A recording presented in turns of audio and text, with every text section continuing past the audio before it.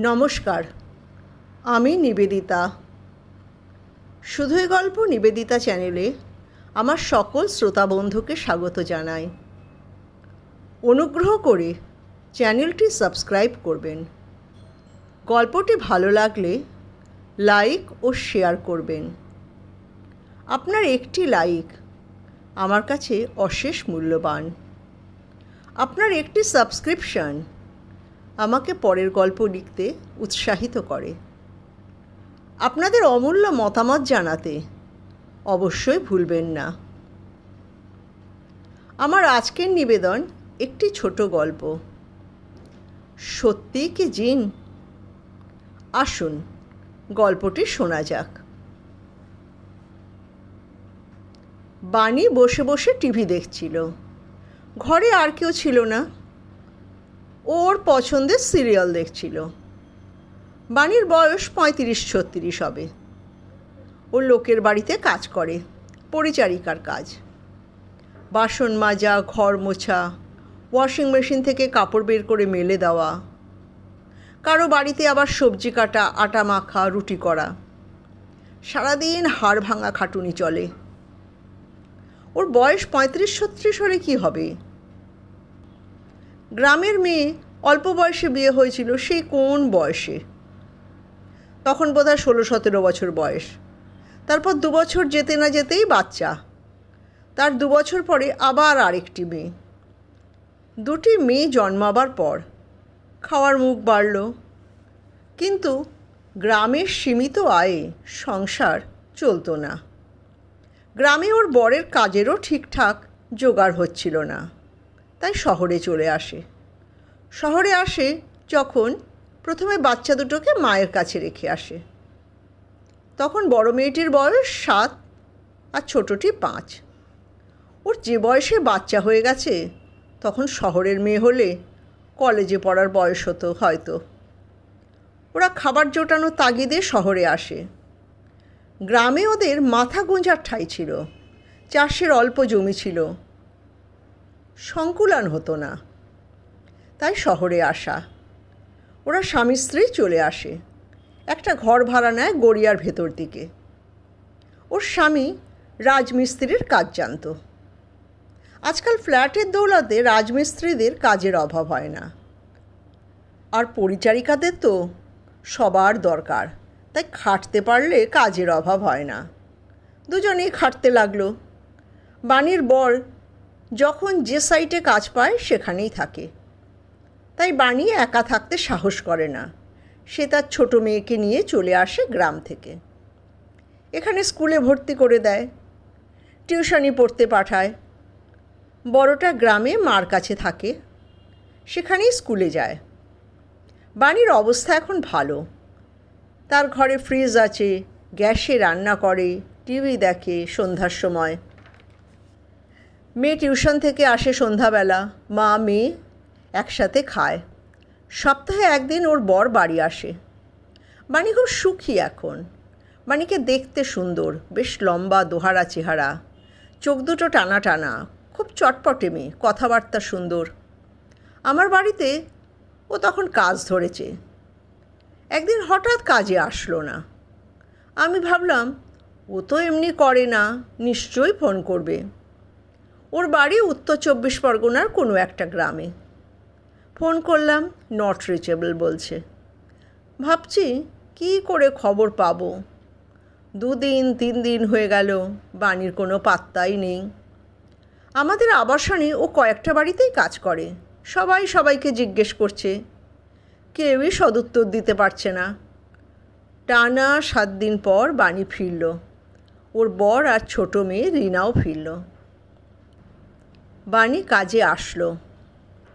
গরিবের ঘরে বেশি দিন বসে থেকে শোক পালন করা যায় না। শোককে পাথর চাপা দিয়ে উঠে দাঁড়াতে হয়। ও আসতে ওকে দেখলাম। অমন সুন্দর মেয়েটা বিধ্বস্ত হয়ে গেছে। চেহারাটা ঝোড়ো কাকের মতো হয়ে আছে। কি হয়েছে জিজ্ঞেস করতে ঝরঝর করে কেঁদে ফেলল। এটা 3 বছর আগের ঘটনা। তখন ওর বয়স এই 32-33 হবে। বলতে লাগলো, আমার মা না আমার 15 বছরের মেয়েটার বিয়ে দিয়ে দিয়েছে কাকিমা। ভাবো একবার, 33 বছরের একটি মেয়ে, তার মেয়ের বয়স 15। সেই 15 বছরের মেয়েটাকে তার দিদিমা বিয়ে দিয়ে দিয়েছে, তার মা বাবাকে না জানিয়ে। কোনো আত্মীয়ের কাছ থেকে ফোন পেয়ে ওরা চলে যায়, গিয়ে দেখে সত্যি ঘটনা। বাণীর মা বলেছিল, ছেলেদের অবস্থা ভালো, খেতে পড়তে পাবে, সুতরাং বিয়ে না দেওয়ার কি আছে। তাই বিয়ে দিতেও আর অসুবিধা হয়নি। মেয়ে সন্তান তো, বিয়ে তো দিতেই হবে। বাণী অনেক ঝগড়া করে মায়ের সাথে। বিয়ে তো হয়েই গেছে, কি আর করবে। 7 দিন পরে ফিরে আসে। ও মেয়েকে নিয়ে আসতে চেয়েছিল, কিন্তু শ্বশুরবাড়ি তো আর সে অনুমতি দেবে না। নিরুপায় হয়ে মায়ের উপর নিষ্ফল আক্রোশ নিয়ে বাণী এসে কাজে লেগে পড়ল। কারণ বেশি দিন কামাই করলে আবার কাজ চলে যাওয়ার ভয় আছে। এই হচ্ছে বাণীর পূর্ব কথা। বাণীর মেয়ের বিয়ের 1 বছর পরে সন্তান সম্ভবা হয়। 16 বছর বয়সে মাত্র একটি ছেলে হয়। বাণী তখন দেশে গিয়েছিল। ফিরে এসে কপাল চাপড়াচ্ছিল, বলছিল 16 বছর বয়সে এসে মা হয়ে গেল। আমি বললাম, তুইও তো ওই বয়সে দিদিমা হলি। এই বয়সে দিদিমা হলি, আর ওই বয়সে তুইও মা হয়েছিলি। আনন্দ কর, কিছু তো করার নেই। বাণী ভালোই ছিল। ওকে দেখলে মনে হবে ওরই এখনও বিয়ে দেওয়া যায়। ওর মেয়ে মাঝে মাঝে বেড়াতে আসে, ভালোই আছে। ছেলে নিয়ে সুখেই আছে, ভালো খাওয়া পড়ার অভাব নেই। গ্রাম দেশে চলে যায়। বাণী যখন কোলে করে নাতিকে নিয়ে আসে, তখন সবাই ভাবে এটা বাণীর নিজের ছেলে। ওর নাতি বললে সবাই অবাক হয়ে তাকায়। মানুষ তো মানিয়ে নেয়। বাণীও মানিয়ে নিয়েছে। যে মেয়েকে ওর পড়াবার ইচ্ছা ছিল, হয়নি বলে দুঃখ ছিল, সে ইচ্ছাও ধীরে ধীরে চাপা পড়ে গেছে। বাচ্চার বয়স 2 বছর হতে চলল। মেয়ে স্বামী নিয়ে সুখে আছে। বাণীও তার স্বামী আর ছোট মেয়েকে নিয়ে ভালো আছে। ছোট মেয়েকে পড়াবার প্রচেষ্টা জারি রেখেছে। এহেন বাণী একদিন সন্ধে 7:30 নাগাদ টিভি দেখছে। তার হঠাৎ মনে হলো কে যেন দরজার পিছন থেকে উঁকি মেরে তাকে দেখছে। সে দুবার তার নাম ধরে ডাকল, বাণী, বাণী। বাণী উঠে বাইরে গেল, কাউকে দেখতে পেল না। সে আবার ঘরে এসে টিভি দেখতে মন দিল। এই সময় সিরিয়ালগুলো তার খুব প্রিয়। মন দিয়ে সিরিয়াল দেখছে। এমন সময় পরিষ্কার শুনল আবার ডাকছে, বাণী, বাণী। কণ্ঠটি পুরুষ কণ্ঠ। খুব ভয় পেয়ে গেল। ওর বাড়িওয়ালিকে ডাকলো, জিজ্ঞেস করলো, মাসিমা, তুমি কি কোনো আওয়াজ শুনতে পেয়েছো? আমাকে ডাকছে। মাসিমা বলে, না তো রে। বাণী কোনো কথা না বলে রাস্তায় বেরিয়ে পড়ে। ও এগিয়ে যেতে থাকে, যেন মনে হচ্ছিল কোনো নিশির ডাক শুনতে পেয়েছে। অনেক দূর এগিয়ে গিয়েছিল। তখন রাস্তাঘাট আলোয় আলোময়। সেদিন ছিল শনিবার। ওর বর বাড়ি আসছিল। ওকে দেখতে পেয়ে ডাকে, বাণী, বাণী। কিন্তু কোনো উত্তর পায় না। বাণী যেন নেশাগ্রস্তের মতন চলেছে। ওর বর ওর হাত ধরে ওকে টেনে নিয়ে আসে। তখন ওর সম্বিত ফেরে। বাণীর বর জিজ্ঞেস করে, তুমি কোথায় যাচ্ছ পাগলের মতো রাস্তার মাঝখান দিয়ে? বাণী বলে, কেউ আমার নাম ধরে ডাকছিল। বাণীর বর আর কিছু বলে না। ভুল শুনেছ বলে ওকে হাত ধরে ঘরে নিয়ে আসে। তারপর রাত্রিরে খাওয়া দাওয়া করে শুয়ে পড়ে। কিন্তু ও নাকি ঘুমোতে পারেনি, ছটফট করেছে। ঘুম আসছে আর ভেঙে যাচ্ছে। কেউ যেন শরীরের উপর ঝাঁপিয়ে পড়ছে, ওকে আঁচড়াচ্ছে, কামড়াচ্ছে, ওকে নিয়ে যা ইচ্ছা তাই করছে। ওর বর ওকে বারে বারে ডেকে দিচ্ছে। পরের দিন যখন ও কাজে আসে, ওকে দেখে চমকে যায়। মনে হচ্ছে সারা রাত ঘুমায়নি, যেন যুদ্ধক্লান্ত। জিজ্ঞেস করি, কি হয়েছে একদিনের মধ্যে? ও এড়িয়ে গেল, বলল শরীর খারাপ, সব কাজ করে চলে গেল, একটু অন্যমনস্ক। এইরকমভাবে কাজ করতে লাগলো। আবার চেহারাতে জেল্লা ফিরে আসলো। ওরও বোধহয় মন থেকে সব কিছু সন্দেহ উড়ে গিয়েছিল। মাস ছয়েক পর ও আমাদের আবাসনে এক বিল্ডিং থেকে আর এক বিল্ডিংয়ে যাওয়ার পথে শুকনো মাটিতে আছাড় খেয়ে পড়ে যায়, হাঁটুতে ব্যথা পায়। সেদিনও কাঁদতে কাঁদতে আমার কাছে এসে বলে, দেখো কাকিমা, আমি শুকনো মেঝেতে পড়ে গেছি, আমার ডান হাঁটুতে খুব লেগেছে। আমি বললাম, দাঁড়া, ব্যথার ওষুধ দিয়ে দেব, খেয়ে নিয়ে খা। ও খুব কাঁদছে আর বলছে, তুমি জানো না আমাকে ভূতে ধরেছে, আমাকে পেছন থেকে ধাক্কা মারে। আমি ওকে বললাম, না রে, ওসব মনের ভুল, তুই তো কারো খারাপ করিসনি, তাহলে কেন অমন হবে? আমি বাণীকে বোঝাতে পারিনি। বাণী বরং ধীরে ধীরে আমার মনে ভয় ধরাতে সমর্থ হয়েছে। বাণী মাঝে মাঝে ভালো হয়ে যায়, ওর চেহারাটা বেশ ঝলমল করে, আবার কয়েকদিন পরে কেমন শুকিয়ে যায়। কাজে এসে বলে, জানো কাকিমা, কাল রাত্রিরে আবার এসেছিল, তখন 9টা হবে, এবার 7:30 থেকে 9টা হয়েছে। আমায় উঁচু গলায় ডাকছে, বাণী বাণী। আমার বড় ঘরে নেই, আমার মেয়ে আমাকে টেনে টেনে ধরছে, কিছুতেই বাইরে যেতে দেবে না। ও কি আমাকে আটকাতে পারে? তারপরে বাড়িওয়ালি মাসিমা এসে আমাকে এক থাপ্পড় মারে, তখন আমি নাকি চুপ করে যাই। আমাকে কিন্তু সে পুরুষভূত ছাড়েনি, রাত্রিরে আমার সাথে অশালীন আচরণ করেছে।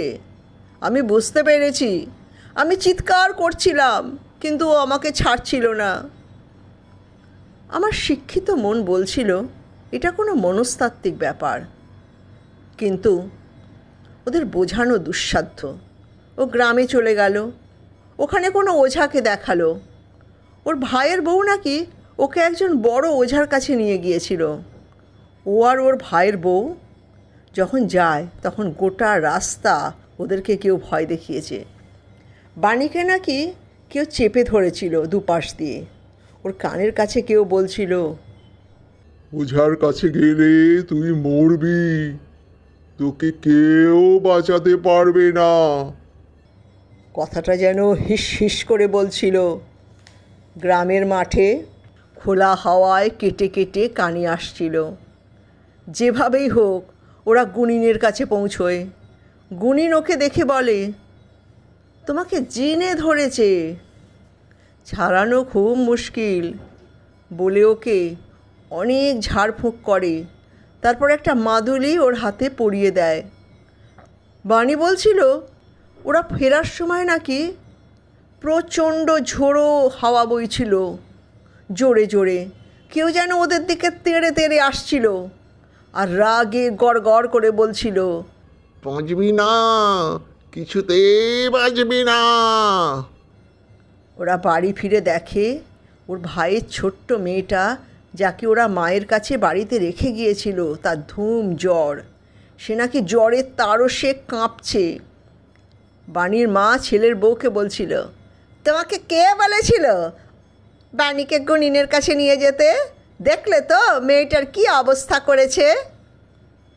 বাণী তার পরের দিন আবার কলকাতায় চলে আসে। মাস দুয়েক বাণী ভালো ছিল, কোনো ডাকাডাকি শুনতে পায়নি। বাণী একটা বাড়িতে বিকেলে কাজ করে, ওখানে ওর কাজের মধ্যে আছে। ওদের বাড়িতে একটা পেট ডগ আছে, ল্যাব্রাডর, তাকে ঘুরিয়ে আনতে হয়। সন্ধ্যা হয়ে যায়, ও একটা মাঠে নিয়ে গিয়ে ঘুরিয়ে আনে। এমনিতে কুকুরটা খুব শান্ত, কিন্তু ওর কথা মতন সেদিন সন্ধ্যাবেলা কুকুরটা হঠাৎ করে পাগলের মতো দৌড়াদৌড়ি শুরু করে। ওকেও ছুটতে হয়। এই টানাটানিতে ওর মাদুলিটা খুলে পড়ে যায়, ছিঁড়ে যায়। ও অনেক খোঁজার চেষ্টা করে, কিন্তু পায়নি। ও নাকি খুব বিপদে পড়েছিল। ও বুঝতে পারছিল সবল হাতে ওকে কেউ জড়িয়ে ধরেছে আর কানের কাছে মুখ নিয়ে কর্কশ্বরে ডাকছে, বাণী, বাণী। ও পাগলের মতন দৌড়তে থাকে কুকুরটাকে নিয়ে। ওকে বাড়িতে পৌঁছে দিয়ে তারপর দৌড়ে নিজের বাড়ি ফিরে যায়। এরপর থেকে বাণীর আবার বিপদ হতে থাকে। ও পরপর দুবার পড়ে যায়। একবার আমার কাপড় মেলতে ছাদে গিয়ে পড়ে। ও বলে পেছন থেকে কেউ ধাক্কা মারে। আর একবার কাজ সেরে নিজের বাড়ি ফেরার সময় বাণী ওর মাকে ফোন করে। মা গুনিনের কাছে যায়। গুনিন বলে, একবার মাদুলি ছিঁড়ে গেছে, আমি আর কিছু করতে পারবো। ওকে অনেক বড় জিন ধরেছে। জিন হলো অতি প্রাকৃতিক জীব, মানুষের মতো তবে অদৃশ্য। এদের মানুষের মতো রূপ ধারণ করার বা অদৃশ্য হওয়ার ক্ষমতা আছে। ওকে বলো কোনো মজারে যেতে, ওর বিপদ কাটবে তাতে। ওর মা আসলো, মেয়েকে নিয়ে একটি নামকরা মাজারে যায়। সেখানে এক ফকির বাবা ওকে জল পড়া দিয়েছে আর ঝাড়ফুঁক করে দিয়েছে।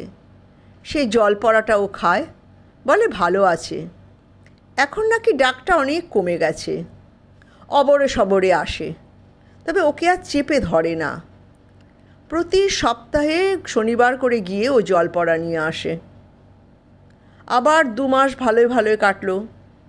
বাণী একদিন আবার এসে বলল, কাল রাত্রে 3 বার ডেকেছে, আমি আর পারছি না কাকিমা। এই ফকির বাবার ওষুধে যদি কাজ না হয় তাহলে আমি কি করব কাকিমা? আমি হতবাক হয়ে গেছি। বুঝতে পারছি না এটা কি সত্যি কোনো ভূতে ধরা ব্যাপার না মানসিক কোনো ব্যাধি।